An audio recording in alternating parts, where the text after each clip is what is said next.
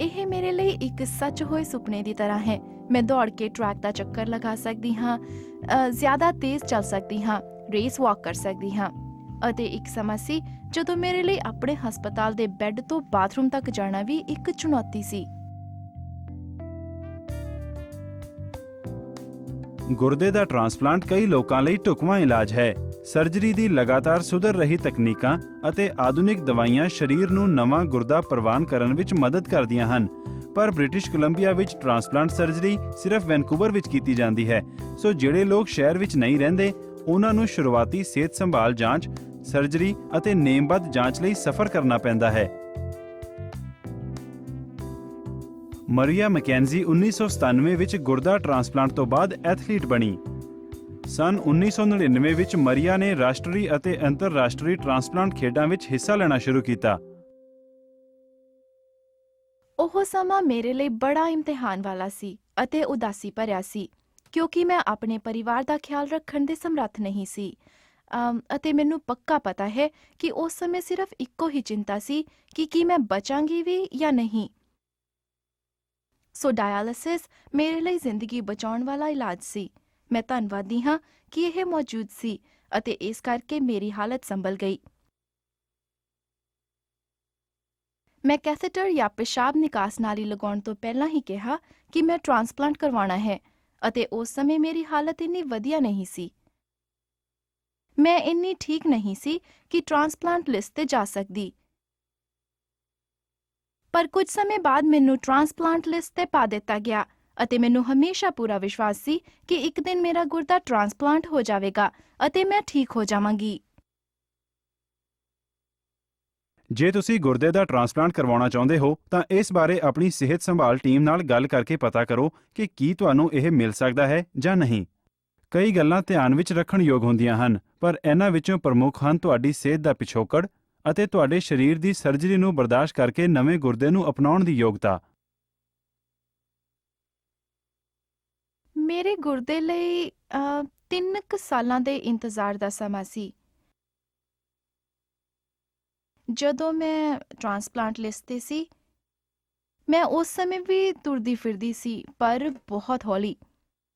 ਪਰ ਮੈਂ ਕਸਰਤ ਕਰਕੇ ਆਪਣੇ ਸਰੀਰ ਨੂੰ ਠੀਕ ਰੱਖਿਆ, ਕਿਉਂਕਿ ਡਾਕਟਰ ਨੇ ਕਿਹਾ ਸੀ ਕਿ ਫਿੱਟ ਰਹਿਣਾ ਬਹੁਤ ਜ਼ਰੂਰੀ ਹੈ। ਜੇ ਤੁਸੀਂ ਅਤੇ ਤੁਹਾਡੀ ਟੀਮ ਇਹ ਨਿਰਣਾ ਲੈਂਦੇ ਹੋ ਕਿ ਟ੍ਰਾਂਸਪਲਾਂਟ ਸਰਜਰੀ ਤੁਹਾਡੇ ਲਈ ਵਧੀਆ ਰਹੇਗੀ, ਤਾਂ ਤੁਹਾਨੂੰ ਇੰਤਜ਼ਾਰ ਵਾਲੀ ਲਿਸਟ ਤੇ ਪਾ ਦਿੱਤਾ ਜਾਵੇਗਾ। ਗੁਰਦੇ ਲਈ ਇੰਤਜ਼ਾਰ ਦਾ ਸਮਾਂ ਕਾਫੀ ਲੰਮਾ ਹੋ ਸਕਦਾ ਹੈ, ਕਈ ਵਾਰੀ 8 ਵਰ੍ਹੇ ਜਾਂ ਵੱਧ। ਸੋ ਆਪਣਾ ਨਵਾਂ ਗੁਰਦਾ ਲੱਗਣ ਦਾ ਇੰਤਜ਼ਾਰ ਕਰਦੇ ਸਮੇਂ ਜਿੰਨਾ ਹੋ ਸਕੇ ਓਨਾ ਹੀ ਸਿਹਤਮੰਦ ਅਤੇ ਫਿੱਟ ਰਹਿਣਾ ਜ਼ਰੂਰੀ ਹੈ। ਉਡੀਕ ਸੂਚੀ ਤੇ ਹੁੰਦੇ ਹੋਏ ਤੁਸੀਂ ਉਮੀਦ ਕਰਦੇ ਹੋ ਕਿ ਕਿਸੇ ਦਿਨ ਵਾਰੀ ਆ ਜਾਵੇਗੀ ਅਤੇ ਆਪਣੇ ਆਲੇ ਦੁਆਲੇ ਡਾਇਲਿਸਿਸ ਦੇ ਮਰੀਜ਼ਾਂ ਦਾ ਟ੍ਰਾਂਸਪਲਾਂਟ ਹੁੰਦਾ ਵੇਖ ਕੇ ਤੁਹਾਨੂੰ ਉਹਨਾਂ ਲਈ ਖੁਸ਼ੀ ਹੁੰਦੀ ਹੈ। ਪਰ ਤੁਸੀਂ ਇਹ ਵੀ ਸੋਚਦੇ ਹੋ, ਕਾਸ਼ ਹੁਣ ਮੇਰੀ ਵਾਰੀ ਹੁੰਦੀ। ਲਿਸਟ ਤੇ ਹੁੰਦੇ ਹੋਏ ਆਪਣੇ ਫੋਨ ਨੰਬਰ ਦੇ ਨਾਲ-ਨਾਲ ਤੁਹਾਨੂੰ ਕਿਸੇ ਹੋਰ ਦਾ ਨੰਬਰ ਵੀ ਦੇਣਾ ਪੈਂਦਾ ਹੈ, ਕਿਸੇ ਗੁਆਂਢੀ ਜਾਂ ਰਿਸ਼ਤੇਦਾਰ ਦਾ। ਸੋ ਮੈਨੂੰ ਯਾਦ ਹੈ ਕਿ ਉਹ ਜੂਨ ਦੀ ਇੱਕ ਗਰਮ ਸ਼ਾਮ ਸੀ ਜਦੋਂ ਮੇਰਾ ਗੁਆਂਢੀ ਗਲੀ ਵਿੱਚ ਭੱਜਿਆ ਆ ਰਿਹਾ ਸੀ ਅਤੇ ਉੱਚੀ-ਉੱਚੀ ਕਹਿ ਰਿਹਾ ਸੀ, ਮਰੀਆ, ਮਰੀਆ, ਉਹਨਾਂ ਕੋਲ ਤੇਰੇ ਲਈ ਸੇਂਟ ਪੌਲਸ ਹਸਪਤਾਲ ਵਿੱਚ ਗੁਰਦਾ ਆ ਗਿਆ ਹੈ। ਉਹ ਮੇਰੀ ਅਰਦਾਸਾਂ ਦਾ ਜਵਾਬ ਸੀ। ਇਹ ਇੱਕ ਖੁਸ਼ੀ ਅਤੇ ਦੁੱਖ ਦੀ ਇੱਕ ਮਿਲੀ-ਜੁਲੀ ਭਾਵਨਾ ਹੁੰਦੀ ਹੈ, ਕਿਉਂਕਿ ਤੁਸੀਂ ਜਾਣਦੇ ਹੋ ਕਿ ਕਿਸੇ ਹੋਰ ਦੀ ਜ਼ਿੰਦਗੀ ਖਤਮ ਹੋ ਗਈ ਹੈ।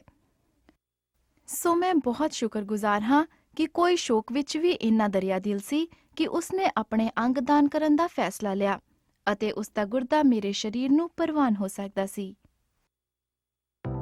ਟ੍ਰਾਂਸਪਲਾਂਟ ਲਈ ਗੁਰਦਾ ਦਾਨ ਕਰਨ ਵਾਲੇ ਦਾਨੀ 2 ਕਿਸਮ ਦੇ ਹੁੰਦੇ ਹਨ, ਜਿਉਂਦੇ ਅਤੇ ਮ੍ਰਿਤ। ਜ਼ਿੰਦਾ ਦਾਨੀ ਅਕਸਰ ਕੋਈ ਪਰਿਵਾਰਕ ਮੈਂਬਰ ਜਾਂ ਦੋਸਤ ਹੁੰਦਾ ਹੈ। ਜ਼ਿੰਦਾ ਦਾਨੀਆਂ ਤੋਂ ਲਏ ਗਏ ਗੁਰਦੇ ਦੇ ਬਿਹਤਰ ਨਤੀਜੇ ਹੁੰਦੇ ਹਨ ਅਤੇ ਇਸ ਨਾਲ ਇੰਤਜ਼ਾਰ ਦਾ ਸਮਾਂ ਵੀ ਘਟਦਾ ਹੈ। ਮ੍ਰਿਤਕ ਦਾਨੀ ਜਾਂ ਤਾਂ ਪਹਿਲਾਂ ਤੋਂ ਹੀ ਰਜਿਸਟਰਡ ਅੰਗਦਾਨੀ ਹੁੰਦਾ ਹੈ ਜਾਂ ਉਸ ਦੀ ਮੌਤ ਹੋਣ ਤੇ ਉਸ ਦਾ ਪਰਿਵਾਰ ਉਸ ਦੇ ਗੁਰਦੇ ਦਾਨ ਕਰਨ ਲਈ ਆਗਿਆ ਦੇ ਦਿੰਦਾ ਹੈ। ਦਾਨ ਕੀਤੇ ਗੁਰਦੇ ਹਾਸਲ ਕਰਨ ਦੀ ਜ਼ਿਆਦਾ ਮੰਗ ਹੋਣ ਕਾਰਨ ਉਡੀਕ ਸੂਚੀ ਬਹੁਤ ਲੰਮੀ ਹੈ। ਸਿਰਫ ਉਹ ਲੋਕ ਦਾਨ ਦੇ ਸਕਦੇ ਹਨ ਜਿਨ੍ਹਾਂ ਵਿੱਚ ਗੁਰਦੇ ਦੇ ਰੋਗ, ਦਿਲ ਦੇ ਰੋਗ, ਖੂਨ ਦੇ ਸੰਚਾਰ ਦੇ ਰੋਗ, ਵੱਧ ਬਲੱਡ ਪ੍ਰੈਸ਼ਰ ਅਤੇ ਡਾਇਬਟੀਜ਼ ਵਰਗੀਆਂ ਬਿਮਾਰੀਆਂ ਦਾ ਪਿਛੋਕੜ ਨਾ ਹੋਵੇ। ਅਤੇ ਗੁਰਦੇ ਦੇ ਮੇਚ ਆਉਣ ਲਈ ਦਾਨੀ ਵਿਅਕਤੀ ਦੇ ਖੂਨ ਅਤੇ ਟਿਸ਼ੂ ਦੀ ਕਿਸਮ ਤੁਹਾਡੇ ਵਾਲੀ ਹੋਣੀ ਚਾਹੀਦੀ ਹੈ। ਟ੍ਰਾਂਸਪਲਾਂਟ ਤੋਂ ਬਾਅਦ ਕੁਝ ਸਮਾਂ ਔਖਾ ਸੀ।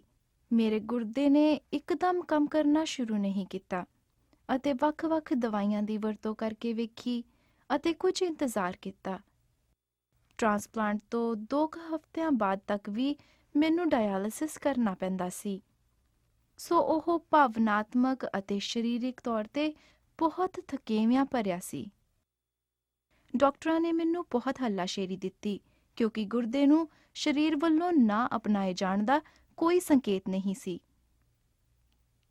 ਸੋ ਅਸੀਂ ਡਾਇਆਲਿਸਿਸ ਅਤੇ ਇੰਤਜ਼ਾਰ ਕਰਦੇ ਰਹੇ। ਪਿਸ਼ਾਬ ਦਾ ਠੀਕ ਉਤਪਾਦਨ ਹੋਣਾ ਚਾਹੀਦਾ ਹੈ। ਫਿਰ ਤੁਸੀਂ ਵੱਖ-ਵੱਖ ਟੈਸਟ ਕਰਦੇ ਹੋ ਅਤੇ ਜਦੋਂ ਕ੍ਰੀਐਟਿਨਿਨ ਥੱਲੇ ਆਉਂਦਾ ਹੈ ਤਾਂ ਉਹ ਇੱਕ ਵੱਡਾ ਸੰਕੇਤ ਹੁੰਦਾ ਹੈ। ਉਸ ਸਮੇਂ ਤੁਹਾਨੂੰ ਪਤਾ ਹੁੰਦਾ ਹੈ ਕਿ ਤੁਹਾਡਾ ਗੁਰਦਾ ਡਾਇਆਲਿਸਿਸ ਦੀ ਥਾਂ ਲੈ ਸਕਦਾ ਹੈ। ਹਸਪਤਾਲ ਵਿੱਚ 1 ਹਫ਼ਤਾ ਰਹਿਣ ਤੋਂ ਬਾਅਦ ਮੈਨੂੰ ਘਰ ਭੇਜ ਦਿੱਤਾ ਗਿਆ ਅਤੇ ਜਦੋਂ ਇੱਕ ਵਾਰ ਗੁਰਦਾ ਕੰਮ ਕਰਨ ਲੱਗ ਪਿਆ ਤਾਂ ਇਸ ਨਾਲ ਬੜੀ ਰਾਹਤ ਮਿਲੀ। ਕੋਈ ਸਧਾਰਨ ਵਿਅਕਤੀ ਸ਼ਾਇਦ ਇਸ ਆਮ ਸਰੀਰਕ ਕਿਰਿਆ ਬਾਰੇ ਇੰਨਾ ਸ਼ੁਕਰਗੁਜ਼ਾਰ ਨਾ ਹੋਵੇ, ਪਰ ਜਦੋਂ ਨਵਾਂ ਗੁਰਦਾ ਟ੍ਰਾਂਸਪਲਾਂਟ ਕਰਵਾਇਆ ਹੁੰਦਾ ਹੈ ਤਾਂ ਇਹ ਬਹੁਤ ਪ੍ਰਸੰਨਤਾ ਵਾਲੀ ਗੱਲ ਹੁੰਦੀ ਹੈ। ਰੱਬ ਦੀ ਮਿਹਰ ਹੋ ਗਈ। ਸ਼ੁਕਰ ਹੈ ਰੱਬ ਦਾ। ਟ੍ਰਾਂਸਪਲਾਂਟ ਤੋਂ ਬਾਅਦ ਦੀ ਦੇਖਭਾਲ ਵਿੱਚ ਸਰੀਰ ਵੱਲੋਂ ਗੁਰਦੇ ਨੂੰ ਅਪਰਵਾਨ ਹੋਣ ਤੋਂ ਰੋਕਣ ਵਾਲੀਆਂ ਦਵਾਈਆਂ ਦੀ ਅਹਿਮ ਭੂਮਿਕਾ ਹੁੰਦੀ ਹੈ ਅਤੇ ਇਹਨਾਂ ਨੂੰ ਬਕਾਇਦਗੀ ਨਾਲ ਲੈਣਾ ਬਹੁਤ ਮਹੱਤਵਪੂਰਨ ਹੈ। ਇਹ ਰੋਜ਼ ਦਾ ਕੰਮ ਹੈ। ਜਿਵੇਂ ਕਿ ਤੁਸੀਂ ਦੰਦਾਂ ਨੂੰ ਬ੍ਰਸ਼ ਕਰਦੇ ਹੋ, ਉਸ ਤਰ੍ਹਾਂ ਹੀ ਬਕਾਇਦਾ ਦਵਾਈ ਵੀ ਖਾਓ। ਕੰਮ ਕਰਨ ਵਾਲਾ ਗੁਰਦਾ ਪਾਉਣ ਲਈ ਇਹ ਇੱਕ ਛੋਟੀ ਜਿਹੀ ਕੀਮਤ ਹੈ। ਉਹ ਬਹੁਤ ਚੰਗਾ ਸਾਲ ਸੀ ਜਦੋਂ ਮੈਂ ਸਹੀ ਤੌਰ ਤੇ ਤਾਕਤਵਰ ਅਤੇ ਕਸਰਤ ਕਰਨ ਲਈ ਜੋਸ਼ ਭਰਪੂਰ ਅਤੇ ਤੰਦਰੁਸਤ ਮਹਿਸੂਸ ਕਰਨ ਲੱਗੀ। ਸਰਜਰੀ ਤੋਂ ਬਾਅਦ ਵੀ ਪਹਿਲਾਂ ਵਾਂਗੂ ਸਿਹਤ ਦੀ ਸੰਭਾਲ ਕਰਨਾ ਜ਼ਰੂਰੀ ਹੈ। ਤੁਹਾਨੂੰ ਗੁਰਦੇ ਨੂੰ ਸਰੀਰ ਵਿੱਚ ਅਸਵੀਕਾਰ ਹੋਣ ਤੋਂ ਰੋਕਣ ਵਾਲੀਆਂ ਦਵਾਈਆਂ ਨੂੰ ਰੋਜ਼ ਖਾਣ ਦੇ ਨਾਲ-ਨਾਲ ਸਿਗਰਟ ਨੋਸ਼ੀ ਨੂੰ ਵੀ ਪੂਰੀ ਤਰ੍ਹਾਂ ਛੱਡਣਾ ਹੋਵੇਗਾ। ਨੇਮਬੱਧ ਕਸਰਤ ਅਤੇ ਪੌਸ਼ਟਿਕ ਖਾਣਾ ਤੁਹਾਡੀ ਅਤੇ ਤੁਹਾਡੇ ਗੁਰਦੇ ਦੀ ਸਿਹਤ ਲਈ ਜ਼ਰੂਰੀ ਹਨ। ਮੈਂ ਟ੍ਰਾਂਸਪਲਾਂਟ ਖੇਡਾਂ ਵਿੱਚ ਹਿੱਸਾ ਲੈਣਾ ਚਾਹੁੰਦੀ ਸੀ, ਜੋ ਕਿ ਟ੍ਰਾਂਸਪਲਾਂਟ ਹਾਸਲ ਕਰਨ ਵਾਲਿਆਂ ਦਾ ਰਾਸ਼ਟਰੀ ਅਤੇ ਅੰਤਰਰਾਸ਼ਟਰੀ ਪੱਧਰ ਤੇ ਹੋਣ ਵਾਲਾ ਇੱਕ ਵੱਡਾ ਅਤੇ ਦੋਸਤਾਨਾ ਮੁਕਾਬਲਾ ਹੁੰਦਾ ਹੈ। ਇੱਕ ਵੱਡੀ ਅਤੇ ਦੋਸਤਾਨਾ ਪ੍ਰਤੀਯੋਗਿਤਾ ਹੁੰਦੀ ਹੈ। ਮੈਨੂੰ ਲੱਗਿਆ ਕਿ ਮੈਂ ਸਿਰਫ ਪੈਦਲ ਚੱਲਣ ਦੇ ਮੁਕਾਬਲੇ ਵਿੱਚ ਹੀ ਹਿੱਸਾ ਲੈ ਸਕਦੀ ਹਾਂ, ਪਰ ਫਿਰ ਮੈਂ ਰੇਸ ਵਾਕਿੰਗ ਤੱਕ ਪਹੁੰਚ ਗਈ। ਹਰ ਕਿਸੇ ਨੂੰ ਨਵਾਂ ਗੁਰਦਾ ਨਹੀਂ ਲਗਾਇਆ ਜਾ ਸਕਦਾ। ਇਸ ਦੇ ਨਫ਼ੇ ਅਤੇ ਨੁਕਸਾਨਾਂ ਨੂੰ ਧਿਆਨ ਵਿੱਚ ਰੱਖੋ। ਇਸ ਦੇ ਫਾਇਦੇ ਹਨ: ਡਾਇਲਿਸਿਸ ਤੋਂ ਛੁਟਕਾਰਾ, ਤਰਲ ਪਦਾਰਥਾਂ ਦੀ ਖੁੱਲ੍ਹ, ਵੱਧ ਤਾਕਤ, ਸੰਪੂਰਨ ਤੌਰ ਤੇ ਬਿਹਤਰ ਆਮ ਸਿਹਤ, ਆਪਣੇ ਸਮੇਂ ਤੇ ਵੱਧ ਕਾਬੂ। ਇਸ ਦੇ ਨੁਕਸਾਨ ਹਨ: ਦਾਨੀ ਲਈ ਲੰਮਾ ਇੰਤਜ਼ਾਰ, ਖਾਸ ਤੌਰ ਤੇ ਕਿ ਤੁਹਾਡੇ ਕੋਲ ਕੋਈ ਜ਼ਿੰਦਾ ਦਾਨੀ ਨਹੀਂ ਹੈ। ਸਰਜਰੀ, ਹੋ ਸਕਦਾ ਹੈ ਕਿ ਨਵਾਂ ਗੁਰਦਾ ਸਾਰੀ ਉਮਰ ਨਾ ਚੱਲੇ। ਹਰ ਰੋਜ਼ ਐਂਟੀ ਰਿਜੈਕਸ਼ਨ ਦਵਾਈਆਂ ਖਾਣਾ, ਦਵਾਈਆਂ ਦੇ ਮਾੜੇ ਪ੍ਰਭਾਵ, ਸਰੀਰ ਵੱਲੋਂ ਨਵੇਂ ਗੁਰਦੇ ਨੂੰ ਅਸਵੀਕਾਰ ਕਰਨ ਦੀ ਗੁੰਜਾਇਸ਼, ਇਨਫੈਕਸ਼ਨ ਦਾ ਖਤਰਾ। ਇਸ ਬਾਰੇ ਆਪਣੀ ਸਿਹਤ ਸੰਭਾਲ ਟੀਮ ਨਾਲ ਗੱਲ ਕਰੋ। ਉਹ ਤੁਹਾਡੀ ਇਹ ਫੈਸਲਾ ਲੈਣ ਵਿੱਚ ਮਦਦ ਕਰ ਸਕਦੇ ਹਨ ਕਿ ਕੀ ਗੁਰਦੇ ਦਾ ਟ੍ਰਾਂਸਪਲਾਂਟ ਤੁਹਾਡੇ ਲਈ ਠੀਕ ਹੈ ਜਾਂ ਨਹੀਂ। ਮੈਂ ਜੂਨ ਵਿੱਚ ਆਪਣੇ ਗੁਰਦੇ ਦੀ ਟ੍ਰਾਂਸਪਲਾਂਟ ਦੀ 9ਵੀਂ ਵਰ੍ਹੇਗੰਢ ਮਨਾਈ ਅਤੇ ਹੁਣ ਮੈਂ ਆਪਣੀ ਜ਼ਿੰਦਗੀ ਦਾ ਭਰਪੂਰ ਆਨੰਦ ਮਾਣ ਰਹੀ ਹਾਂ। ਪਰ ਮੈਂ ਇਹ ਸੱਚਾਈ ਜਾਣਦੀ ਹਾਂ ਕਿ ਇਸ ਬਾਰੇ ਕੁਝ ਵੀ ਪਤਾ ਨਹੀਂ ਕਿ ਮੇਰਾ ਗੁਰਦਾ ਕਿੰਨੀ ਦੇਰ ਚੱਲੇਗਾ ਅਤੇ ਮੈਂ ਆਪਣੀ ਜ਼ਿੰਦਗੀ ਦੇ ਹਰ ਦਿਨ ਨੂੰ ਭਰਪੂਰ ਜਿਉਂਦੀ ਹਾਂ। ਜੇ ਮੇਰਾ ਗੁਰਦਾ ਮੁੜ ਫੇਲ ਹੋ ਜਾਂਦਾ ਹੈ ਤਾਂ ਮੈਨੂੰ ਦੁਬਾਰਾ ਡਾਇਆਲਿਸਿਸ ਤੇ ਅਤੇ ਟ੍ਰਾਂਸਪਲਾਂਟ ਇੰਤਜ਼ਾਰ ਸੂਚੀ ਵਿੱਚ ਜਾਣਾ ਪਵੇਗਾ। ਮੈਨੂੰ ਉਮੀਦ ਹੈ ਕਿ ਕਾਫੀ ਲੰਮੇ ਸਮੇਂ ਤੱਕ ਇਸ ਦੀ ਲੋੜ ਨਹੀਂ ਪਵੇਗੀ।